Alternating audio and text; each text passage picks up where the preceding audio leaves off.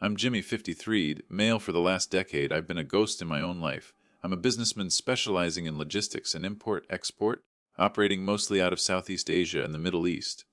I own a beautiful, sprawling estate back home in the suburbs, a place I haven't set foot in for 10 years.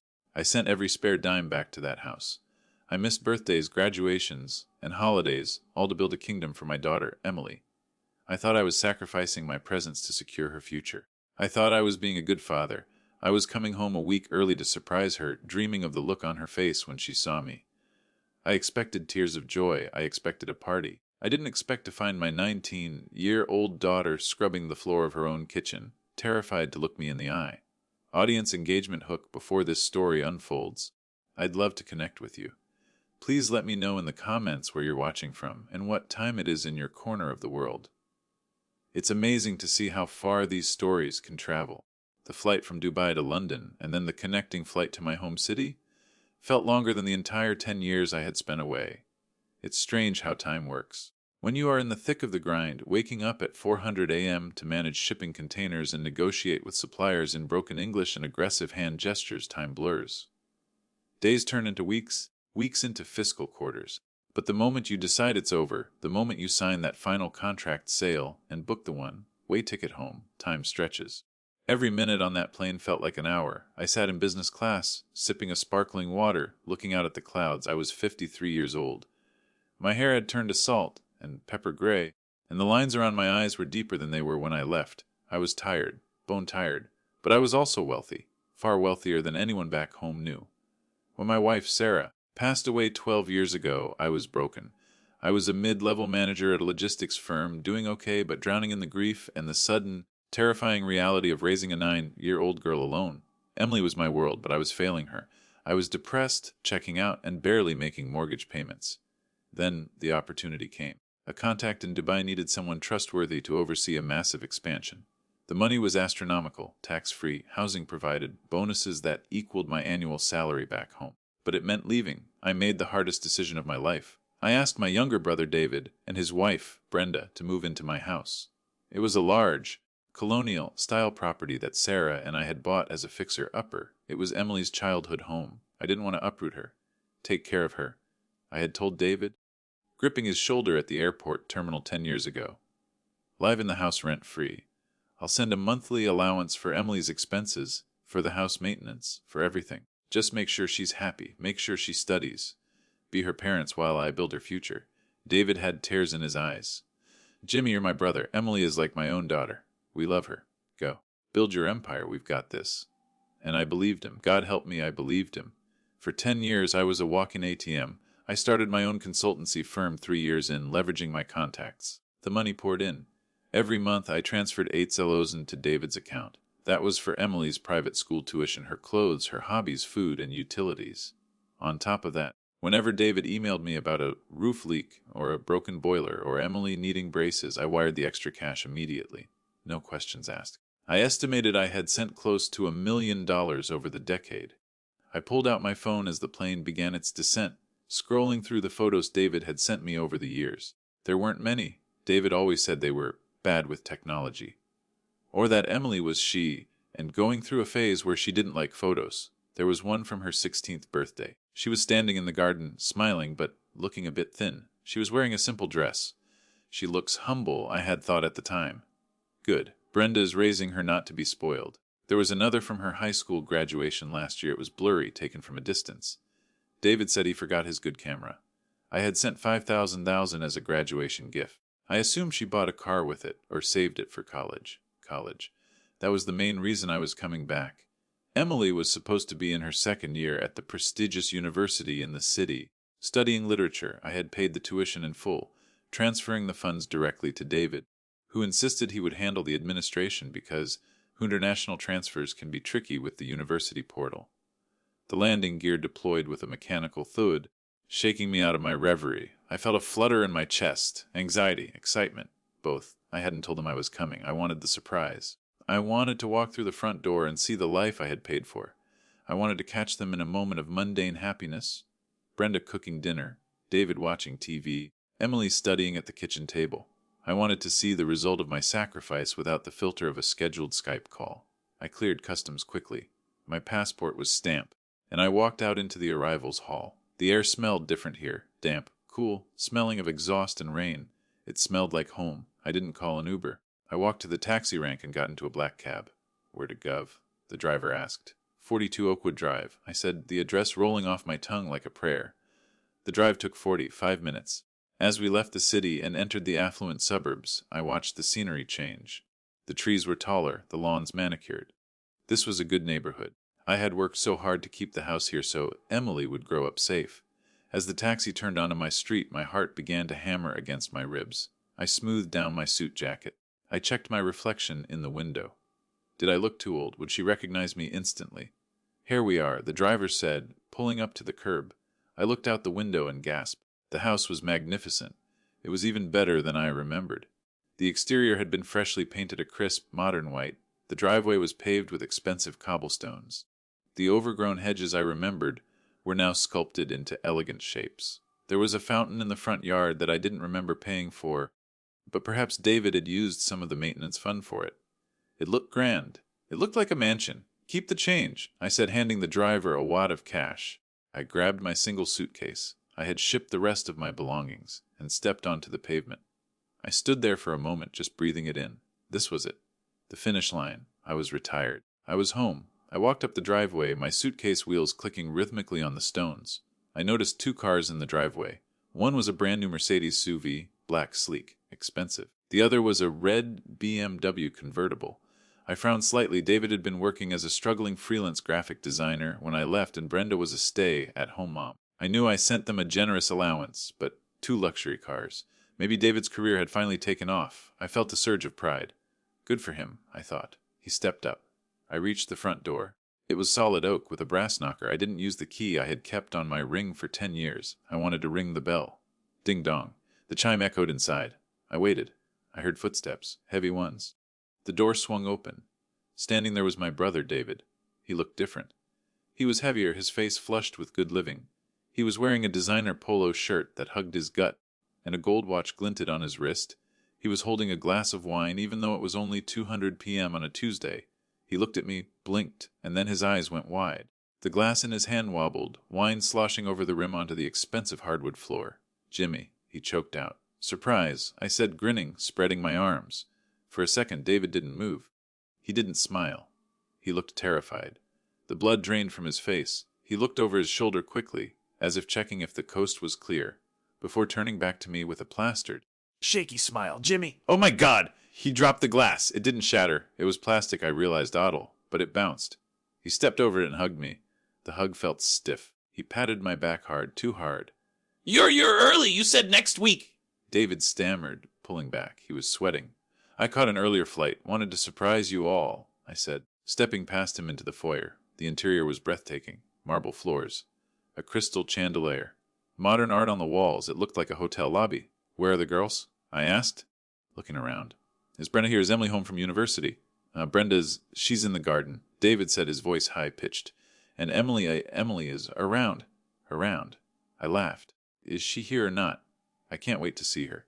She's here, David said quickly. She's just busy. Listen, Jimmy, why don't we go into the study? Have a drink. Catch up? You must be exhausted. He was trying to herd me. He was blocking the view to the living room. I'm fine, David, I said, stepping around him. I want to see my daughter.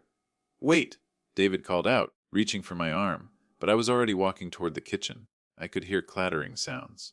Someone was cooking or cleaning. Emily. I called out, my voice echoing in the high ceilings. I pushed open the swing door to the kitchen. The kitchen had been remodeled.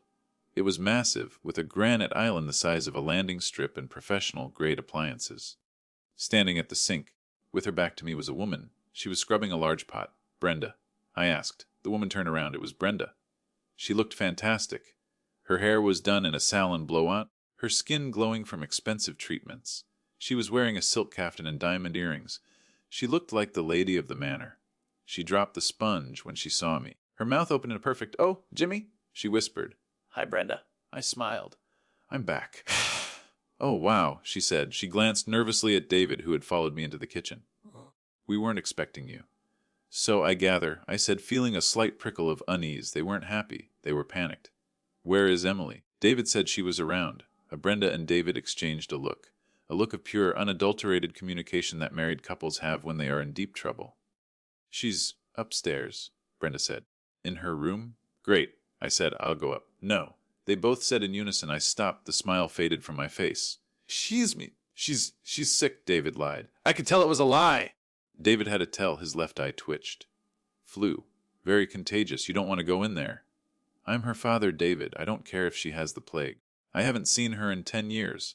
I turned and walked out of the kitchen, heading for the grand staircase. "Jimmy, please let her rest," Brenda called out, her heels clicking frantically on the marble as she chased me. I ignored them. I walked up the stairs, my hand sliding up the polished banister. I reached the landing. Emily's room, the master suite that I had designated for her when she turned 18, according to my instructions to David, was at the end of the hall. I walked toward it. The door was closed. I took a deep breath. This was it. I knocked softly. "Emily, it's Dad." "It's silence." I knocked again. "I'm home, sweetie." Nothing. I turned the handle. It was locked. "She locks it when she sleeps," David said from behind me, panting slightly. "She's really out of it, Jimmy." Let's go downstairs. Something was wrong. The air in the hallway felt heavy. I looked at the door. It was a beautiful door, painted white. Then I looked at the floor. There was no dust, no shoes outside. "Does she have the key?" I asked. "Yes." Brenda said. "Go get the spare," I commanded. My voice dropped an octave. It was the voice I used when a shipment was missing in Shanghai. It wasn't a request. David swallowed. We don't know where it is." I looked at them. Really looked at them. They were terrified. And then I heard it, a sound. Not from the master's suite in front of me, but from above. A creak. A footstep. I looked up at the ceiling. "What's up there?" I asked. David said too quickly. "Just the attic. Storage. Someone is walking up there," I said. "It's rats," Brenda said. "We have a rodent problem. Rats don't walk," I said. I turned away from Emily's supposed room and walked toward the narrow door at the end of the hallway that led to the attic stairs. "Jimmy, don't." David grabbed my arm. I ripped my arm away with enough force that David stumbled back into the wall. "Don't touch me," I snarled. I opened the attic door. A smell hit me. It wasn't the smell of lavender and expensive cleaning products like the rest of the house. It smelled of stale air, damp wood, and bleach. I flipped the switch. A bare bulb flickered on at the top of the steep wooden stairs. I climbed. "Jimmy, wait!" Brenda was crying now, fake theatric tears. "Please!" I reached the top of the stairs and stepped into the attic. It wasn't storage. It was a room. The attic space was cramped. The roof slanted sharply, meaning you could only stand upright in the very center of the room. The insulation was exposed in places, covered only by thin sheets of plastic. It was hot, stiflingly hot, trapping the heat of the summer day. In the corner, there was a single twin mattress on the floor, no bed frame, just a mattress with gray, worn sheets. Next to it was a cardboard box that served as a nightstand. On top of the box was a cheap lamp and a glass of water. There was a clothing rack with a few items hanging on it. Not the designer clothes I had paid for, not the university hoodies or the prom dresses. There were 3 gray tunics, a pair of worn-out jeans, and a few oversized T-shirts. And there, in the far corner, kneeling on the floorboards, was a girl. She was scrubbing a stain on the wood with a rag. She heard me enter and she flinched. A violent, physical recoil, as if she expected to be hit. She didn't look up. She just scrubbed harder, her shoulders hunched. "I'm sorry, Aunt Brenda," she whispered, her voice trembling. "I'm almost done. I'll do the windows next. Please don't be mad." My heart stopped. It literally felt like it ceased to beat in my chest. The girl was thin, frail. Her hair, which should have been long and glossy, was pulled back in a messy, oily bun. Her hands were red and raw, the skin around her knuckles cracked. "Emily," I choked out. The scrubbing stopped. She froze. Slowly, terrifyingly slowly, she turned her head. Her face was gaunt. She looked older than 19, yet paradoxically like a frightened child. There were dark circles under her eyes. She squinted at me, the light from the bare bulb casting harsh shadows on her face. "Dad." It was barely a whisper. I fell to my knees. The expensive suit trousers I was wearing didn't matter. The dust on the floor didn't matter. "Emily." I wept. I reached out to her. She flinched again. She pulled back, pressing herself against the wall under the eaves. No, it's me," I said, my voice breaking. "It's Dad. I'm here. I'm home." She looked at me with wide, confused eyes. There was no joy. There was only fear and confusion. You came back?" she asked. "Of course I came back," I said, crawling forward on my knees until I was close enough to touch her. "I told you I would." "They said you died," she whispered. The words hit me like a physical blow. "What?" they said. "Uncle David said you had a new family in Dubai, that you stopped sending money 3 years ago, that you didn't want me anymore." Tears began to streak down her dusty cheeks. Then last year, they said you died in an accident, but they didn't have money to send me to the funeral. I roared. It was a sound I didn't know I could make. A primal, animalistic roar of rage that shook the rafters. I grabbed Emily and pulled her into my arms. She was stiff at first, trembling like a leaf, but then she collapsed into me. She smelled of sweat and cheap cleaning detergent. She was so thin I could feel every rib. Lies. I hissed into her hair. All lies. I sent money every month. I sent millions, Emily. Millions. I never stopped loving you.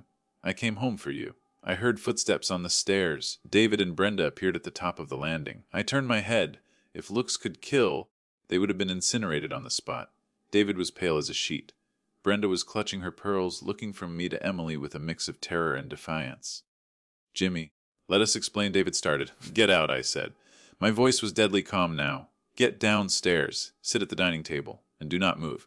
If I come down there and you are not there, I will hunt you down. Gee-oh, I screamed. They scrambled down the stairs, tripping over each other in their haste. I turned back to Emily.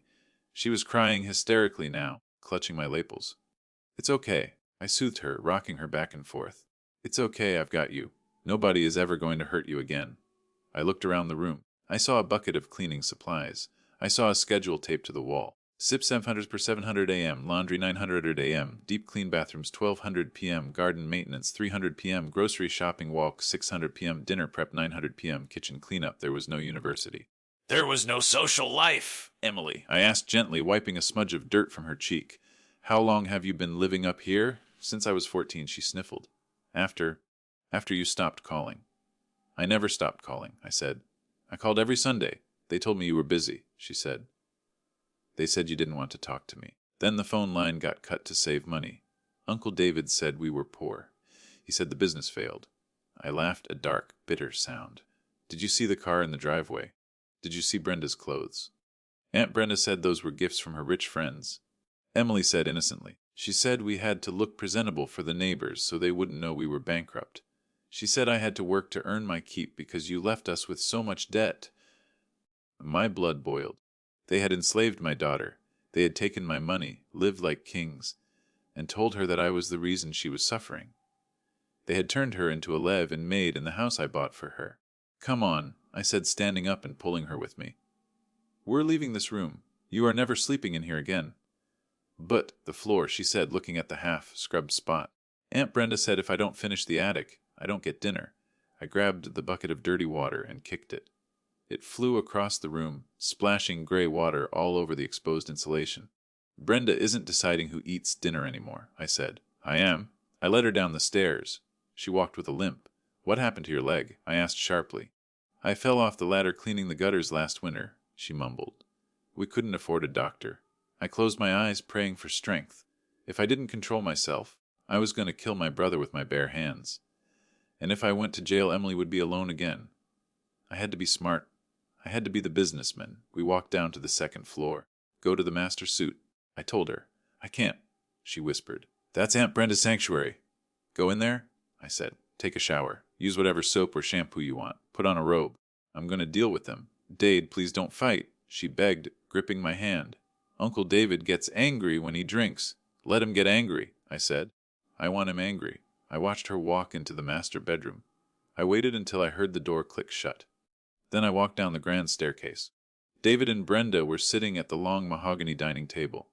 David was pouring himself another glass of wine, his hand shaking so badly the bottle clinked against the glass. Brenda was texting furiously on her phone. When they saw me, Brenda dropped the phone. I didn't sit down. I stood at the head of the table. Phone's on the table, I said. Brenda hesitated. Now! I slammed my hand onto the wood. She slid her phone over. David did the same. You have 5 minutes, I said. Start talking. David cleared his throat. Jimmy, look. It's not what it looks like. Emily. She's troubled. She has behavioral issues. We tried to discipline her. The cleaning. It was therapy. To teach her responsibility. Responsibility, I asked softly. She's sleeping on a mattress in the attic, David. She thinks I'm dead. We didn't tell her you were dead, Brenda interjected shrilly. She must have misunderstood. We just said you were absent. She said you told her I was dead so you didn't have to explain why the money stopped, I said. But the money didn't stop, did it? David looked down at his wine. We had expenses. The house, it costs a lot to run. I sent you $8,000 a month, I said, plus a extra. For 10 years, that is nearly $1 million. Where is it? Investments, David blurted out. We invested it for her future. In what? I asked. In the Mercedes outside. In Brenda's facelift, I noticed Brenda. You look 10 years younger than when I left. Brenda touched her cheek self-consciously. And the tuition, I asked. I paid the university directly, or I thought I did. I sent the money to your account. David marked tuition. Where is Emily's degree? David was sweating profusely. She didn't get in. Her grades were bad. She dropped out at 14. I yelled. Because you made her a maid. I took a deep breath, pacing the room. Here is what is going to happen, I said. I am going to audit this entire household, every receipt, every bank transfer, every purchase. You can't do that, David said, trying to summon some bravado. We have rights. We've lived here for 10 years. Depending on the law, we might have tenant rights. Squatters' rights! I laughed. It was a cold, hard sound. You want to talk about law? I asked. I have the best lawyers in the country on retainer, but before I call them, I want to know one thing. I leaned over the table, getting right in David's face. Why? I whispered. You're my brother. I gave you a free house. I gave you a salary to do nothing but love my daughter. Why did you torture her? David looked at me.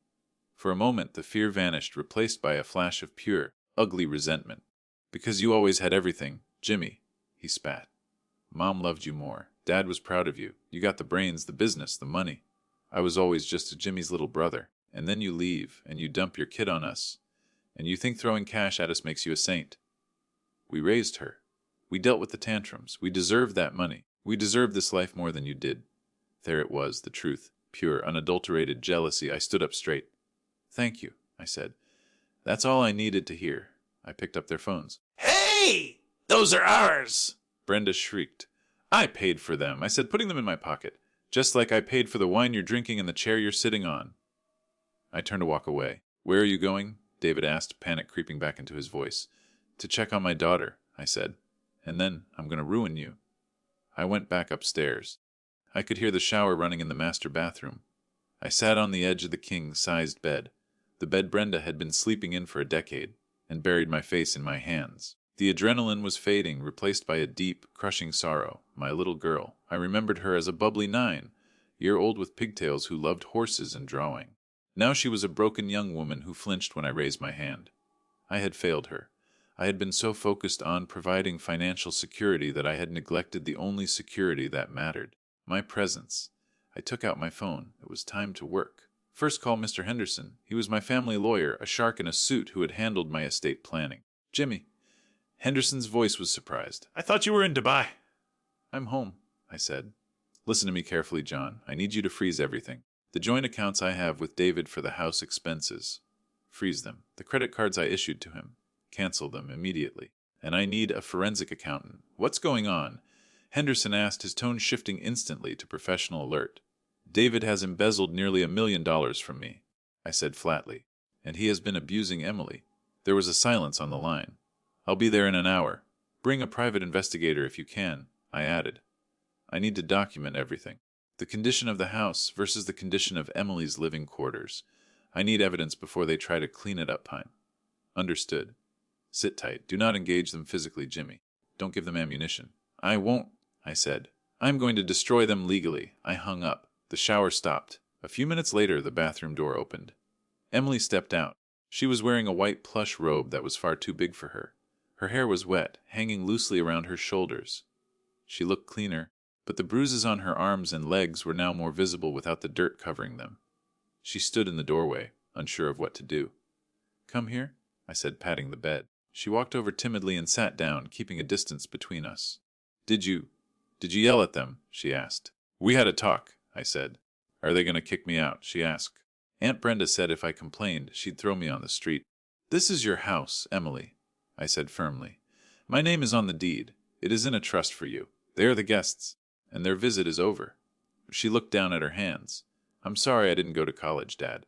I'm sorry I'm stupid. You are not stupid, I said fiercely. Tell me what happened with school. They pulled me out of the private school in 9th grade, she said. David said the tuition went up and you refused to pay it, so they put me in the local public school. But then Brenda said I was needed at home. She said I owed them for taking me in, so I missed a lot of days. Eventually, the school called, and David told them I was being home-schooled. Home-schooled? I repeated, shaking my head. So you have no diploma? No, she whispered.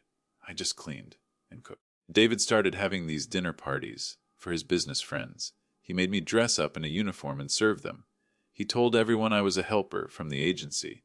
My jaw tightened. My brother had used my daughter as unpaid waitstaff for his friends. Who were these friends, I asked. People from the club, she said. Investors. He was always pitching ideas. Something about a crypto startup. And a restaurant chain? Did he ever launch anything? I don't think so, she said. But he bought a lot of computers. I stood up. Stay here, Emily. Lock the door. Do not open it for anyone but me. Where are you going? To David's office, I said. I need to see these computers. I left the room and went down the hall to the study. This used to be my library. Now it looked like a trading floor. There were 3 large monitors set up on the desk. The door wasn't locked. David was downstairs, probably still panicking with Brenda. I walked in and sat at the desk. I woke the computer. Password protected. I guessed. David 123 incorrect. Brenda incorrect. I looked around the desk. David was lazy. He always had been. I lifted the keyboard. There, on a sticky note, was written Lambo 2025. I typed it in. The computer unlocked. I didn't look at his browser history. I went straight to the bank accounts. He had left his online banking tab open. I clicked on it. The balance in his personal checking account was $142,000. I clicked on transaction history. Tiffany and Kodar 12,000, Mercedes-Benz finds Nader 500, DraftKings, Gambling 5,000, the Sapphire Club Stellar, Gentleman's Club 3 has 200. The list went on and on. He was burning through cash like it was water. But then I saw something else. Transfers. Large ones. Transfer to Offshore Holdings LLC to 50,000. Transfer to Brenda Personal to 20,000. I pulled out my phone and took photos of the screen. Every page, every transaction. Then I opened his email. I searched for my name. I saw the emails he had sent me. Subject Emily's grades. Subject house repairs. Then I looked at the sent folder for other recipients. There was an email to a man named Dr. Roberts. Subject faking the medical report. I opened it. Hey doc, I need another invoice for spinal realignment therapy for my niece. Make it for $6,000. Jimmy pays without looking. I'll give you a 20% cut. I felt sick. He wasn't just stealing. He was conspiring with others to defraud me. This was racketeering. I kept scrolling. There was an email from the private school, dated 5 years ago. Dear Mr. David, we are concerned about Emily's absence. If she does not return, we will have to contact Child Services. David's reply, we have moved her to a different district. Do not contact us again. He had covered his tracks. He had isolated her completely. I heard a car pull up outside. I went to the window. It was Mr. Henderson, and with him were 2 large men in suits. Security. I smiled grimly. The cavalry had arrived. I downloaded the entire email archive to a USB drive I found in the drawer. Then I shut down the computer. I walked out of the study and looked over the railing. Henderson was at the door. David was trying to block him. You can't come in here. David was shouting. This is private property. Actually, Henderson said calmly, pushing past him, it's Jimmy's property, and as his legal counsel, I have every right to be here. I walked down the stairs slowly. Let them in, David, I said. David spun around. He looked trapped. Brenda was standing behind him, clutching a Louis Vuitton bag. She looked like she was trying to leave. Going somewhere. Brenda, I asked. I'm going to my mother's, she stammered. Not in that car, I said. The Mercedes is in David's name, bought with my money. It stays. You can't keep us prisoner, she screamed. I'm not, I said. You can walk, but you're not taking anything out of this house until it's been inspected. No bags, no jewelry, no cash. This is insane, David yelled. We are family. We were? I corrected. No, you're defendants. Henderson walked up to me. Jimmy, good to see you. Under the circumstances. John. I shook his hand. These 2 gentlemen, private security, Henderson said, to ensure the safety of the asset and the occupants. Good, I said. One of them stands guard at the master bedroom door. Emily is in there. No one talks to her but me. Doan? Henderson nodded to one of the guards, who immediately went upstairs. No. I turned back to David and Brenda. We are going to sit down, and we are going to go through the last 10 years, month by month. David slumped against the wall. The fight was leaving him. He knew he was caught. But Brenda's eyes narrowed. She wasn't done. You think you're so smart, Jimmy? She hissed. But you don't know everything. Oh. I raised an eyebrow. You think David did this all on his own? She laughed, a cruel, sharp sound. You should check who holds the power of attorney you signed before you left. The one for emergencies. I froze. I remembered signing a stack of documents. I signed a limited power of attorney, I said. For medical decisions for Emily. And asset management. Brenda smirked. In case you were incapacitated. Or unreachable. I wasn't unreachable, I said. We have records. Brenda lied smoothly. Phone logs showing we tried to call. Emails that bounced. We can prove you abandoned us. And under the abandonment clause, we transferred the deed. My blood ran cold. What? The house! Brenda smiled triumphantly. It's not in your name anymore, Jimmy. We transferred it to David's name last year. Squatter's rights plus abandonment. A sympathetic judge signed off on it. I looked at Henderson. He was already on his phone, furiously typing. Check the deed registry, I told him. Henderson looked up, his face pale. Jimmy, there was a transfer filing 6 months ago. I looked at David. He was grinning now, a sick, wobbly grin. Get off my property, brother, David said. The silence in the foyer following David's declaration was deafening. Get off my property. The words hung in the air, ridiculous and terrifying all at once. You're bluffing, I said, though my stomach churned with a mixture of bile and ice. You can't just transfer a deed without the owner's signature. I have your signature, David said, his voice gaining a shaky confidence. He walked over to a side table and pulled out a folder. He tossed it onto the marble floor at my feet. Power of attorney, clause 4B. In the event of prolonged absence and lack of communication exceeding 2 years, the trustee allows for asset liquidation or transfer to secure the stability of dependents. I stared at the folder. I didn't pick it up. I was sending you money, I said, my voice low. Every month. That is communication.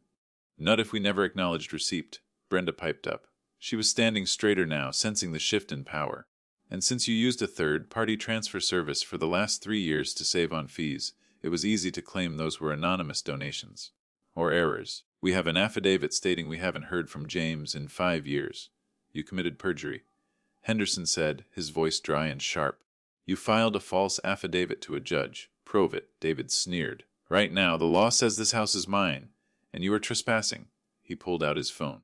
I'm calling the police. Do it, I challenged him. Let them come. Henderson put a hand on my chest. Jimmy, wait.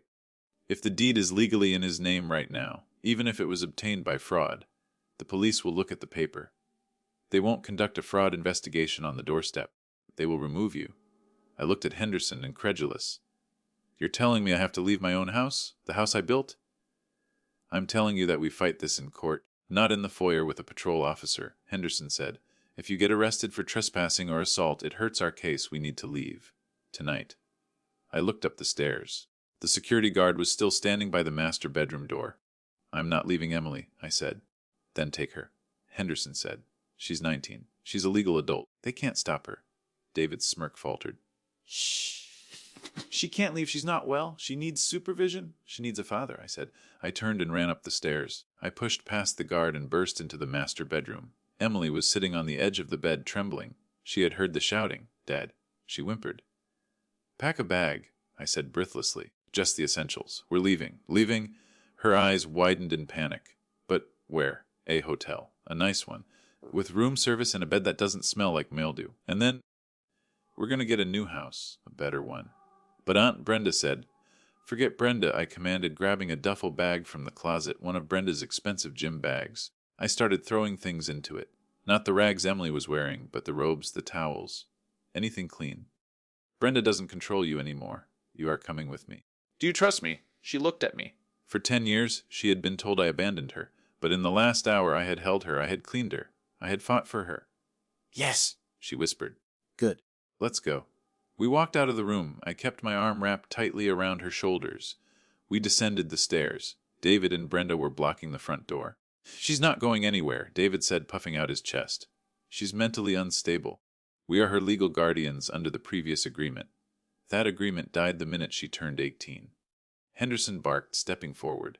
She is an adult citizen, unless you have a court order declaring her incompetent, which I know you don't. She can walk out that door. If you touch her, I will have you charged with kidnapping and false imprisonment. David hesitated. He looked at Brenda. Brenda bit her lip, her eyes darting between me and the lawyer. She knew when she was beaten on a technicality. Fine. Brenda spat. Take the ungrateful brat. See how long you last with her. She's broken Jimmy. You'll see. I stopped in front of them. The urge to smash David's face and was so strong my hands were shaking. But I looked at Emily. She was burying her face in my chest, trying to make herself invisible. You're right, I said to David. I'll see, and you'll see me. In court. And then in prison, I guided Emily out the door. We walked down the driveway, past the Mercedes, past the fountain. Henderson's car was waiting. We piled in. The Four Seasons, I told the driver. As the car pulled away, I looked back at the house. My house. The lights were on. It looked warm and inviting from the outside. Inside, it was a rot. I turned to Emily. She was staring out the window, tears silently rolling down her cheeks. "It's over, Em," I said softly. "He's going to sell it," she whispered. "He told his friend on the phone yesterday. He wants to sell it fast before the market turns. He's going to sell Mom's garden." I clenched my fist. "He's not going to sell a damn thing." We checked into the presidential suite at the Four Seasons. It was overkill, but I needed to make a point. I needed Emily to feel safe. I needed to surround her with the luxury she had been denied. When we walked in, she stood in the center of the living area, afraid to touch the velvet sofas or the silk drapes. "You can sit anywhere," I said gently. "You can jump on the bed if you want." She gave a small, weak smile. "I'm okay. I ordered room service, everything on the menu. Burgers, lobster, pasta, salads, chocolate cake." When the cart arrived, her eyes went wide. She ate slowly, methodically, as if she was afraid the food would be taken away if she ate too fast. While she ate, I sat at the desk in the corner with Henderson. We had converted the dining area into a war room. "Okay," Henderson said, laying out a legal pad. "Here is the situation. The deed transfer was recorded 6 months ago. It cites abandonment of property and utilizes a power of attorney you signed in 2015. I signed that for medical emergencies." I insisted. I pulled the digital record. Henderson said, turning his laptop around. "Look at the clause." I squinted at the screen. It was my signature. But the text above it, "That's not what I signed," I said. "The font is different. Look. The first paragraph is Times New Roman. The asset liquidation clause is in, what is that, Arial?" "Good catch," Henderson said. "It's a Frankenstein document. They cut and pasted your signature page onto a new contract. Amateur hour, but efficient enough to fool a clerk at the county recorder's office who didn't look too closely." "So we prove it's a forgery," I said. "We need the original," Henderson said. "Or we need to prove that the notary who stamped this was compromised. The notary is a lay, Marcus P. Thorne." I typed the name into my phone. "Marcus Thorne." I read aloud. "Mobile notary. Based in Eastside, has a Yelp page with 2 stars. I'll put the PI on him," Henderson said. "If David paid him off to stamp a forged document, that's fraud, forgery, and conspiracy. That voids the deed. But that takes time," I said. "Emily said David is trying to sell the house now." "We file a lis pendens tomorrow morning," Henderson said. "It's a public notice that the property is subject to a lawsuit. No title company will insure a sale with a lis pendens on it. It effectively freezes the asset." "Do it," I said. "And freeze the bank accounts." "We can't freeze his personal accounts without a court order," Henderson warned. "But we can freeze the trust account, the one you were sending money to. I can flag it for suspicious activity through the bank directly, since you are the original depositor." "Do that too." I looked over at Emily. She had fallen asleep on the sofa, a half-eaten bread roll in her hand. She looked so small. "One more thing, John," I said quietly. "I need to know exactly how much they spent. I want to know every steak dinner, every vacation, every designer handbag. I want a forensic audit that goes back 10 years. That will be expensive," Henderson noted. "I don't care about the cost," I said. "I want to bury them under a mountain of debt so high they never see the sun again." Henderson nodded. "I'll make the call." I walked over to Emily and gently lifted her. She stirred but didn't wake. I carried her into the massive bedroom and laid her on the sheets with the high thread count. I pulled the duvet over her. I went back to the living room, poured myself a scotch from the minibar, and sat by the window looking out at the city lights. My phone buzzed. It was an email from the private investigator Henderson had called on the way over. Subject: preliminary background check. David and Brenda. I opened the attachment. It was a litany of failures.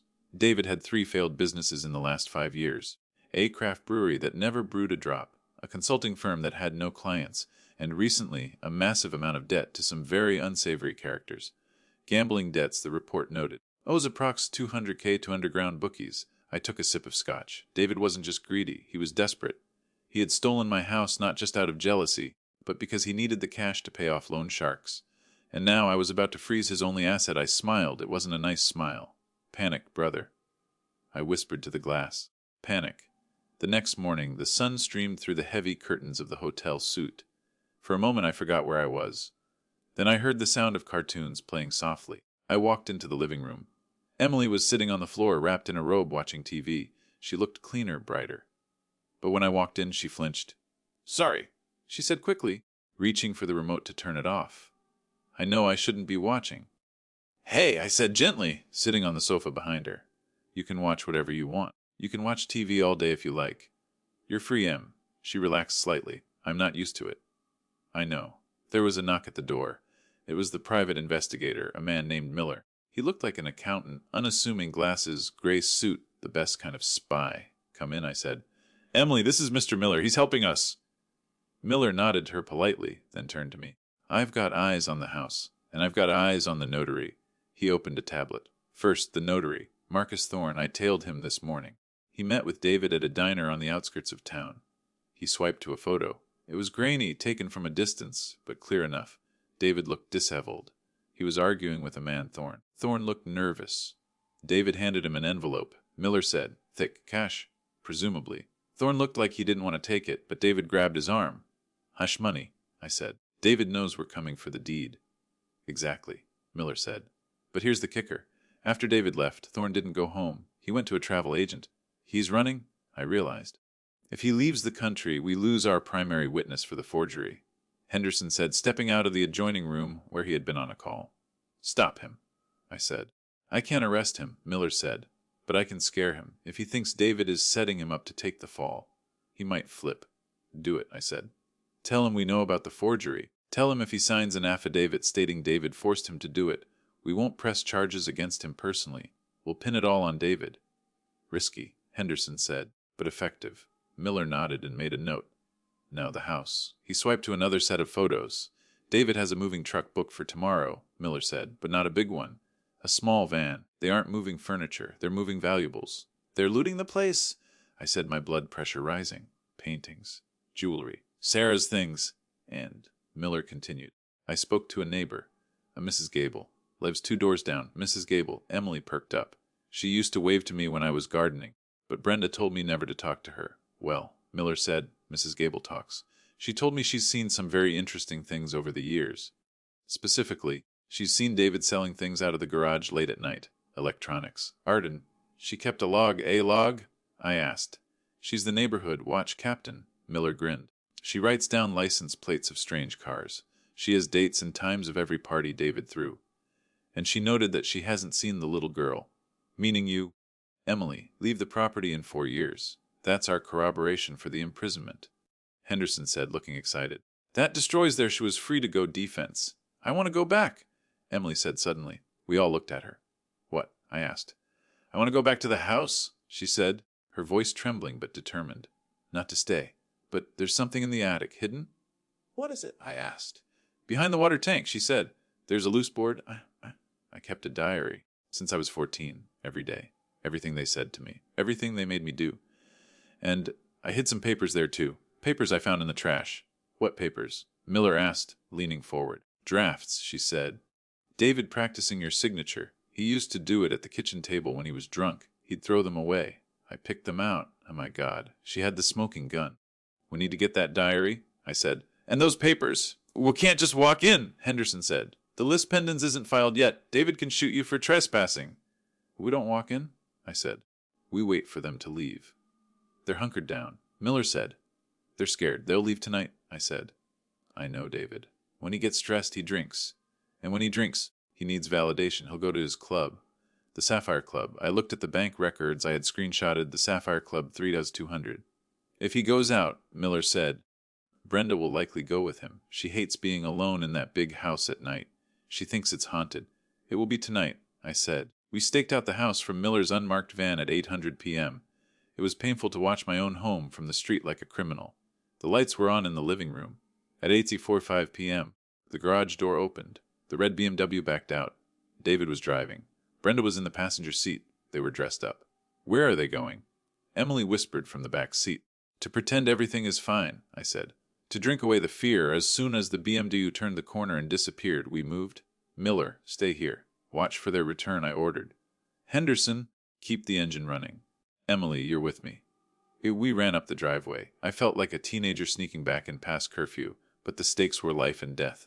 I didn't have a key, but Emily knew the house better than anyone. The laundry room window, she whispered. The latch is broken. I asked Uncle David to fix it 3 years ago. He never did. We went around the side. Sure enough, the window slid up with a squeak. I boosted Emily up. She was light as a feather, too light. She slid through and disappeared. A moment later, the side door clicked open. "We're in," she breathed. The house was silent. It felt different now, hostile. "Go," I said. "Get the diary. I'm going to check the safe in the office." Emily ran up the back stairs to the attic, the stairs she had climbed thousands of times as a servant. I went to the study. I tried the safe. It was a digital keypad. I tried 1012-34, 1980s David's birth year. Nothing. Then I remembered the sticky note. Lambo 2025. I typed 2025. Click. The safe swung open. It was empty. My heart sank. He had cleared it out. The cash, the jewelry, the bonds, all gone. Damn it. I hissed. I heard a noise upstairs. A thump. "Emily!" called out in a harsh whisper. "Dad!" Her voice was frantic. "I got it! But someone's here!" I froze. Miller said they both left. I sprinted up the stairs. I reached the landing. Emily was standing by the attic door, clutching a stack of moldy notebooks and crumpled papers to her chest, and blocking her path was a man. He wasn't David. He was huge. Shaved head. Leather jacket. He turned to me. He was holding a crowbar. "Who the hell are you?" I demanded. "Repo." The man grunted. "David owes my boss a lot of money. He said we could take what we wanted from the house as payment. David had let loan sharks into my home to strip it." "Get out," I said, stepping between him and Emily. "I'm taking the girl's jewelry," the man said, eyeing the small silver locket Emily was wearing, the only thing of her mother's she had left. "Over my dead body," I said. The man raised the crowbar. I didn't think. I reacted. 10 years in construction sites and rough ports in the Middle East had taught me a few things. You don't fight fair. I grabbed a heavy ceramic vase from the hallway table and smashed it into the side of his knee. He roared in pain and buckled. "Run!" I shouted to Emily. We bolted down the stairs. The man was swearing and trying to stand up, but his knee was bad. We burst out the front door. "Go! Go! Go!" I yelled at Henderson. We dove into the car. Miller's van peeled out from the shadows to block the driveway just as the thug limped out of the front door, still holding the crowbar. As we sped away, I looked at Emily. She was shaking, but she was holding the diary tight. "I got it," she said, her eyes shining with adrenaline. "I got the proof." I hugged her. "You did great, kid. You did great." My phone rang. It was Miller. "Jimmy, you're not going to believe this," Miller said, his voice crackling over the speaker. "I just got a ping on David's credit card. He didn't go to the club." "Where is he?" "He's at a catering hall downtown. He rented it out for tomorrow night." "For what?" "He sent out an email blast to his entire investor list, aka everyone he's trying to scam. The subject line is exclusive real estate opportunity, historic mansion auction. Huz not selling it. I realized. He's auctioning it tomorrow night for cash. No title insurance, just a quick, dirty sale to the highest bidder before he runs. He's trying to sell the house from under us," Henderson said from the driver's seat. "If he gets a cash buyer who acts in good faith, it complicates the title recovery immensely. He wants an auction," I said, a cold calm settling over me. "Fine, let's go to the auction." The gala was being held at the Obsidian Room, a flashy, overpriced event space in the city center. It was the kind of place people went to be seen, not to do business. David had gone all out. We saw the setup photos on social media. Champagne towers, ice sculptures. He was spending the last of the stolen money to make the sale look legitimate. We spent the day preparing. Henderson filed the list pendants at 900 a.m. sharp.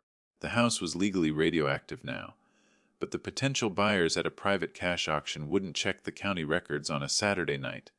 They would trust the glossy brochures David had printed.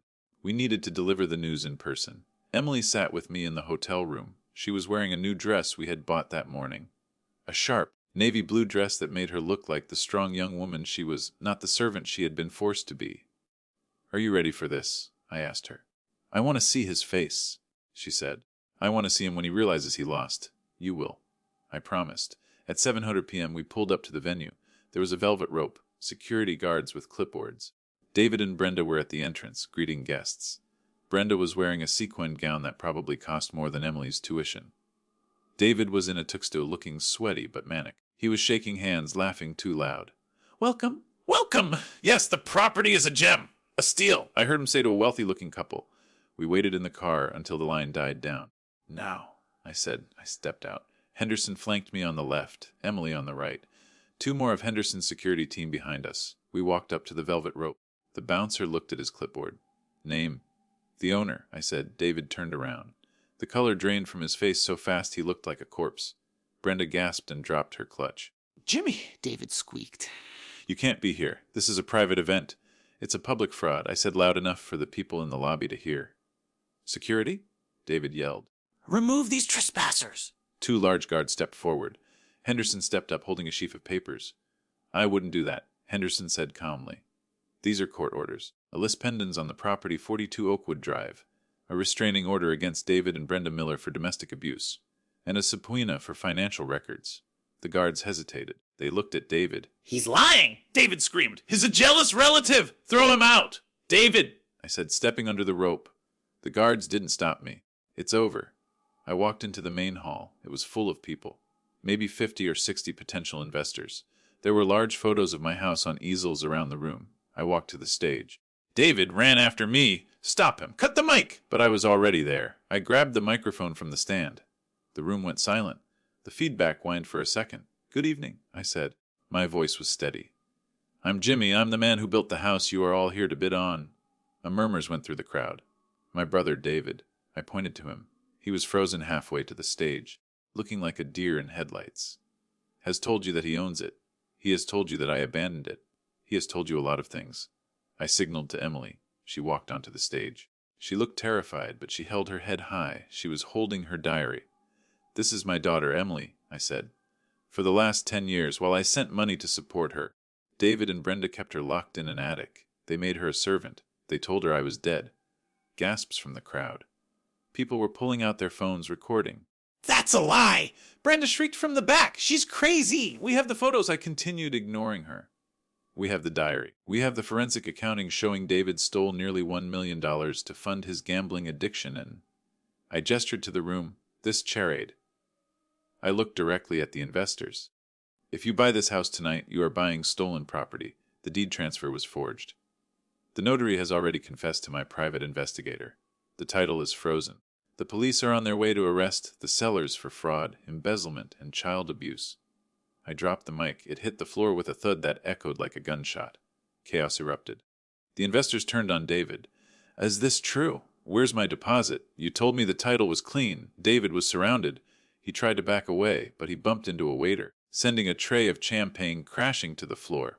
It's a misunderstanding. David cried, his hands up. He's trying to sabotage me. Then the doors banged open. Real police this time. Uniformed officers. David Miller. Brenda Miller. A sergeant barked. David looked at the police. He looked at me.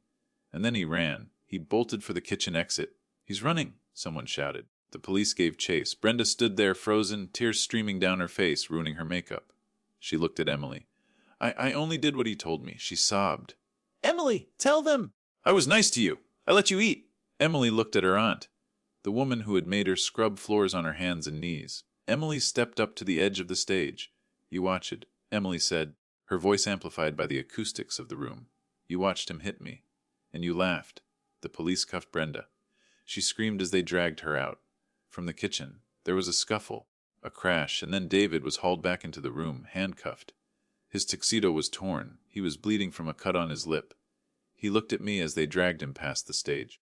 His eyes were full of hate. You think you won? He spat. You have nothing. The money is gone. I spent it all. I don't care about the money, I said, putting my arm around my daughter. I have what matters. The crowd parted as the police took them away. I looked at Emily. She was trembling again, but this time she was smiling. A real smile. Let's go home, Dad, she said. Not yet, I said softly. We have to clean it first. But yes, we're going home. The morning after the arrests, the sun rose over the city with a brilliance that felt almost mocking.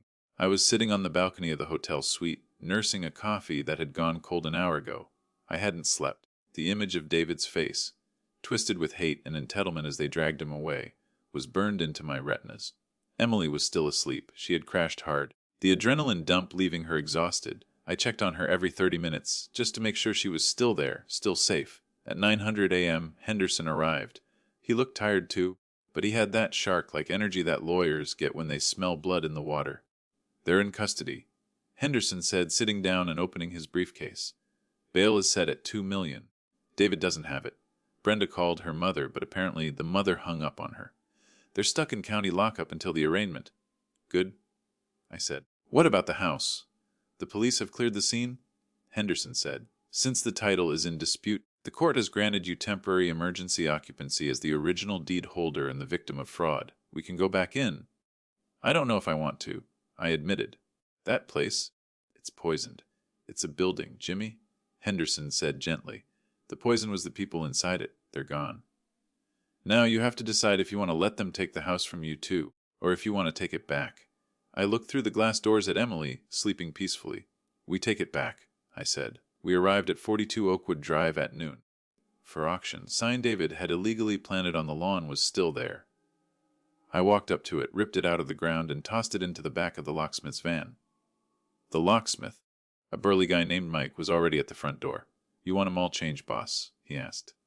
Every single one, I said. Front door, back door, garage, windows. If it has a keyhole, change it. We walked inside. The house was silent. The chaos of the last few days, the shouting, the fear echoed in my memory, but the air was still. It smelled of stale champagne and David's cheap cologne. Stay close, I told Emily. She was hugging herself, looking at the floor. She wouldn't look at the walls. It's okay, I said. They aren't here. We walked into the living room. It was a mess. David and Brenda had been in the process of looting it before the gala. Boxes were stacked everywhere. I opened one. It was full of silverware. My mother's silverware. I opened another. It was full of Brenda's shoes. She thought she was going to come back for this, Emily whispered. She thought wrong, I said. We went to the kitchen. The scene of the crime. The place where my daughter had been forced to scrub floors. The bucket was still there in the corner. The rag was dried out and stiff. I walked over to it. I picked up the bucket. Dad, Emily asked. I walked to the back door, opened it, and threw the bucket into the trash bin outside. Then I came back. No more, I said. This kitchen is for cooking. For eating. Not for working. I can't look at the stove, she admitted. Brenda used to burn me if I cooked the meat wrong. I froze. I looked at her arms. The faint scars I had assumed were from accidents suddenly took on a sinister meaning. Rage flared in my chest again, hot and blinding. But I pushed it down. Rage wouldn't help Emily now. Then we get a new stove, I said. We get a new kitchen. We got it! Today. Why not? I pulled out my phone. I'm a construction manager, remember? I know a few guys. I called a contractor I had worked with years ago. He was there in 2 hours with a crew. Rip it out, I told them, pointing to the kitchen. The cabinets, the appliances, the floor. Everything. I want it down to the studs by sunset. The sound of sledgehammers hitting the granite countertops was the sweetest music I had ever heard. Emily sat on the patio, watching through the glass door as the symbols of her oppression were smashed to pieces. For the first time, I saw a flicker of satisfaction in her eyes. While the crew worked downstairs, I went upstairs, to the attic. I climbed those steep stairs one last time. The mattress was still there, the stain on the floor. The stifling heat. I couldn't renovate this room. This room shouldn't exist. I grabbed the mattress and dragged it down the stairs. It was heavy, awkward, and smelled of mildew. I didn't care. I dragged it all the way out the front door and threw it onto the driveway pile. Then I went back up. I gathered the clothes, the gray tunics, the rags. I took the cardboard box nightstand. When the room was empty, I closed the door. I went to the hardware store run by the locksmith. I bought a heavy-duty padlock. I locked the attic door from the outside. Nobody goes up there, I said to myself, ever again. I went down to the master bedroom, Brenda's sanctuary. It smelled like her perfume. Sickeningly sweet. I opened the closet. It was filled with designer clothes. Rows of dresses, coats, shoes. All bought with my money. All bought while Emily wore rags. I didn't want to sell them. I didn't want the money back. I wanted them gone. Emily, I called out. She came upstairs, hesitant. What do you want to do with this? I asked, gesturing to the closet. She looked at the clothes. She reached out and touched a silk blouse. She hit me with a hanger once because I didn't iron this right, she said softly. Burn it, I said. She looked at me. Can we? It's our property, I said. We can do whatever we want. We spent the afternoon hauling Brenda's wardrobe to the fire pit in the backyard. It was a massive stone pit that David had installed for his parties. We made a pile, a mountain of silk, satin, and leather. I poured lighter fluid on it. I handed Emily the matches. You do the honors, I said. She struck the match. Her hand wasn't shaking anymore. She tossed it onto the pile. The fire roared to life. The expensive fabrics curled and blackened. The smoke rose into the evening sky, carrying away the scent of Brenda's perfume. We stood there for a long time, watching it burn. Do you think they're scared? Emily asked, watching the flames. In jail. I hope so, I said. I hope they are terrified. I was scared for 10 years, she said. I guess it's their turn. We ordered pizza that night. We ate it in the living room, sitting on the floor because the furniture was covered in dust sheets. The kitchen was a hollow shell of exposed wooden pipes. It wasn't pretty. But it was ours. Where do I sleep? Emily asked as it got late. I don't have a bed. You threw mine out. You take the guest room, I said. It has a queen bed. I checked it. It's clean. And you? I'll take the sofa, I said. I want to be near the door in case they come back. In case anyone comes, I said. I'm on watch tonight, Em. You sleep. I've got the perimeter. She hugged me. A real hug this time. Not stiff, not fearful. She buried her face in my shoulder and squeezed. Thanks, Dad, she mumbled. Go to sleep. Kiddo. I watched her go upstairs. I checked the locks.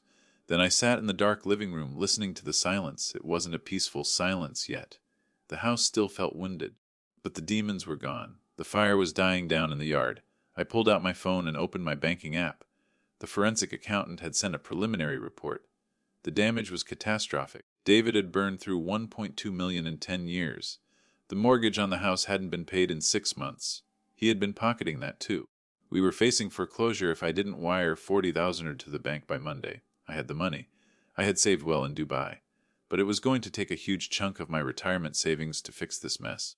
I looked at the number on the screen. It was just a number. Then I looked at the ceiling, thinking of Emily sleeping safely upstairs. Worth every penny. 6 months later, the courthouse hallway was cold and sterile.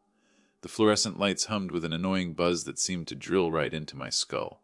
I adjusted my tie. I hated wearing suits now. They reminded me of the businessman I used to be, the man who thought sending checks was the same as being a father. You ready? Henderson asked, placing a hand on my shoulder. Let's get this over with, I said. Emily sat next to me on the bench. She looked different. The gaunt, hollow-cheeked girl from the attic was gone. In her place was a young woman with a bob haircut, wearing a smart blazer and jeans. She had gained weight, healthy weight. Her eyes were bright. She was holding a notebook, her victim impact statement. You don't have to read it if you don't want to, I told her. The judge has the written copy. No, she said, her voice firm. I want to say it. I want them to hear it. The bailiff opened the heavy oak doors. Hal rise. We filed into the courtroom. David and Brenda were already seated at the defense table. They looked awful. David had lost 30 pounds. His hair was thinning, his skin gray. He wore an orange jumpsuit that hung off him. He refused to look at the gallery. He stared at his hands, which were shackled to the table. Brenda looked worse. She had aged 20 years in 6 months without her treatments and creams. Her hair was gray and stringy. She was weeping softly, a sound that grated on my nerves. The trial had been short. The evidence was overwhelming. The forensic accounting, the neighbor's testimony, the forged deed, the notary who flipped on them. It was a slam dunk. They had pleaded guilty to lesser charges to avoid a 20-year sentence. But the judge, a stern woman named Justice Halloway, had not been amused by the plea bargain.